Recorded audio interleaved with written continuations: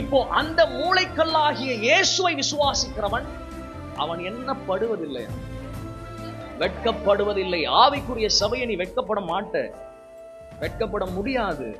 ஏன்னு சொன்னா God's mercy according to words 1, அந்த வார்த்தை 1ஆம் வார்த்தையின்படி அது உன் கூட இருக்குது, அது உன்னிடத்தில் இருக்குது. சோ அந்த தயவு உன்னோடு இருப்பதால, நீ அந்த சியோனில் இருக்கிற அந்த மூளைக்கல்லாகிய இயேசுவானவரை விசுவாசிப்பதால இதோ வெட்கம் உனக்கு வந்திடாது. வெட்கம் உனக்கான காரியமாக. ரீசன் என்ன சொன்னா, இப்ப நம்ம மாம்ச மண்டலத்தில் இல்லை, எந்த மண்டலத்தில் இருக்கிறோம்? ஆவியின் மண்டலம். ஆவியின் மண்டலத்தில் அடிமைகள் தான், தேவனுக்கு அடிமைகள். கர்த்தர் எல்லாம் பார்த்துக்கொள்ளும், கர்த்தர் எல்லாம் பார்த்துக்கொள்ள. நம்ம பார்க்க வேண்டிய அவசியம் கிடையாது. நம்ம பார்த்தோன்னா சொதப்பிடுவோம். தேவன் பார்த்துக்கிட்டாருன்னு சொன்னா அவர் எல்லாவற்றையும் நேர்த்தியாக பார்ப்பார். அவர் கீர்த்தியும் புகழ்ச்சியும் வரும்படி காரியங்களை செய்வார். அல்லேலூயா, அல்லேலூயா. வசனம் சொல்லுது பாருங்க, அந்த விசுவாசமா இருக்கிறவன் என்னப்படுவது கிடையாது, வெட்கப்பட்டு போவதே கிடையாது. எத்தனை பேர் விசுவாசிக்கிறீங்க? நான் வெட்கப்பட மாட்டேன். ஆவிக்குரிய சபையா இருக்கிற நான் வெட்கப்பட்டு போக மாட்டேன். கர்த்தர் நம்மோடு கூட